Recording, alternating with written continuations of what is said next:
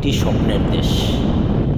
তার কারণ হলো নেপাল এমনই একটি দেশ যা অ্যাডভেঞ্চার প্রিয় মানুষের জন্য খুবই একটি উচ্ছ্বাসিত এবং আকাঙ্ক্ষা, যা নেপাল এই স্বপ্নটাকে পূরণ করে থাকে।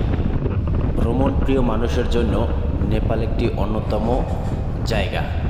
নেপালের অন্যতম জনপ্রিয় পর্যটন কেন্দ্র পোখারা।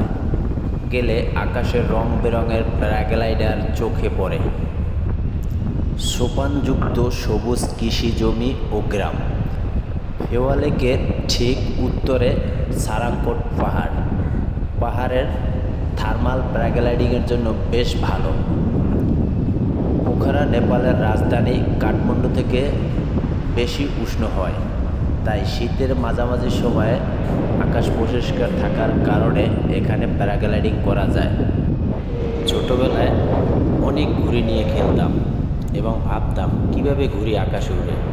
তখন তো ঘুড়িটা ছিল আমাদের সাধ্যের মধ্যে, আমাদের হাতের নাগালে, কারণ আমরা ঘুড়িটা যখন উড়াতাম তখন একটা দড়ির সাহায্যে ঘুড়িটাকে আকাশে উড়াইতাম এবং বাতাসের মাধ্যমে ঘুড়িটা আকাশে উড়ে। তো একই স্বপ্নেও সেটা হলো প্যারাশুট। প্যারাশুট অনেক ওয়েট নিয়ে আকাশে উড়ে, তো কীভাবে উড়ে তাই নিয়ে ভাবতাম আর চিন্তা করতাম, কখনো যদি আমিও আকাশে উঠতে পারতাম। সেই ছোটোবেলার স্বপ্নটা আজ পূর্ণ হতে যাচ্ছে। ছোটোবেলায় থেকেই ওই আকাশে ওড়ার স্বাদটা মনে মনে পুষে রেখেছিলাম। তখন তো আর জানতাম না যে একে প্যারাগ্লাইডিং বলে, শুধু ভাবতাম কিভাবে একটা কাপড়ে এভাবে ঝুলে ঝুলে আকাশে ঘুরে বেড়ায় মানুষ। যাদের কাছে প্যারাগ্লাইডিং এখনও অজানা, কিন্তু তাদের জন্য বলতে হয় প্যারাগ্লাইডিং হচ্ছে মজার একটা জিনিস, কিংবা প্রতিযোগিতার উদ্দেশ্যে প্যারাগ্লাইডিং ব্যবহার করা হয় না। প্যারাগ্লাইডার হচ্ছে হালকা অবাধে ওড়া, পা ব্যবহার করে চালু করা হয় এক ধরনের প্যারাগ্লাইডার এয়ারক্রাফট। যেহেতু প্যারাগ্লাইডার হচ্ছে ইঞ্জিনবিহীন বিমান, তাই প্যারাগ্লাইডারের কোনো ইঞ্জিন ব্যবহার তো হয় না। যাই হোক, জীবনের মধ্যকালে এসে সেই স্বপ্নটা বাস্তবে রূপ নিল। প্রথম দিন কাঠমান্ডু থেকে আমরা পরের দিন ছুটলাম পোখারার উদ্দেশ্যে। লম্বা এক হাইক্স গাড়ির জার্নি করে পৌঁছে গেলাম পোখারায়। কিন্তু পোখারার তার সমস্ত সৌন্দর্য ডেকে সব ক্লান্তি ভুলিয়ে দিল। সকালবেলা ঘুম থেকে উঠে ফেওয়া লেকের কাছে গিয়ে তার মনোমুগ্ধকর সৌন্দর্য দেখে আমরা সারাদিন সেই সৌন্দর্য উপভোগ করে নিলাম। পাশাপাশি কিছু তথ্য নিলাম এই প্যারাগ্লাইডিং করার জন্য। অবশেষে আমরা ঘোরাঘুরি খাওয়া দাওয়ার শেষে আমরা এক পর্যায়ে আমাদের হোটেলের যে রিসিপশন আছে তাদের সাথে কথা বলে একটা দরদাম করে সমস্ত কিছু ঠিক করে আমরা প্যারাগ্লাইডিংয়ের জন্য তার পরের দিন রওনা করব, এরকম একটা চুক্তিবদ্ধ করে নিলাম। তো আমাদের প্যারাগ্লাইডিংয়ের জন্য তাদের হোটেল রিসিপশন বয়দের কাছ থেকে আমরা প্যাকেজটা নিয়েছিলাম। তো মোটামুটি 8,000 টাকার মধ্যেই আমাদের কথা বলে ফিক্সড করেছি, তো নেপালি রুপিতে। পরের দিন সকাল ঘুম থেকে উঠে প্যারাগ্লাইডিংয়ে যাওয়ার জন্য রওনা দিব এবং আমাদের কাছে যে বুকিং করা ছিল সে বুকিং অনুযায়ী একটা হাইস গাড়ি এসে আমাদের রুম থেকে নিয়ে গেল। রুম থেকে নেওয়ার পরে তাদের যত বুকিং যারা দিছে প্যারাগ্লাইডিং করার জন্য সবাইকে একসাথে একটা স্থানে নিয়ে তাদের যে কন্ট্যাক্ট ফর্মে একটা সই করতে হবে। যাদের হার্ট দুর্বল তারা প্যারাগ্লাইডিং করতে পারবে না, তাদের ওয়েট সম্বন্ধে, কে কোন দেশ থেকে আসছে, এইরকম বিভিন্ন তথ্য দিয়ে তারপর তাদের কন্ট্যাক্ট ফর্মে সই করে তারপর সমস্ত যাত্রীদেরকে একত্রে করে তারপর রওনা হলাম প্যারাগ্লাইডিং উদ্দেশ্যে। তো প্যারাগ্লাইডিংয়ের উদ্দেশ্যে আমরা যে হাইস গাড়িটা গিয়েছিলাম তা মোট 8 জন ছিলাম। 8 জনের ভিতরে আমরা 6 জন পুরুষ, 2জন মহিলা ছিল। বিভিন্ন দেশের এক একজন এক এক দেশের হওয়া সত্ত্বেও কারো জন্য কারো কোনো সমস্যা হয়নি। কারণ টোটাল পথটাই যে পাহাড়ের যে চূড়ায় উঠেছিলাম সারাঙ্গো পাহাড়ে, সেটাই হচ্ছে ফেওয়া লেকের চারপাশ ঘিরে যে পাহাড়ের যে উচ্চতা, তারই এক পাশে ছিল এই আমাদের এই প্যারাগ্লাইডিংয়ের যে সারাঙ্গো পাহাড়টি। সর্বশেষ আমরা সবাই মিলে উঠলাম, এক একজনের সাথে প্যারাগ্লাইডিং করার জন্য প্রস্তুতি নিয়েছিলাম।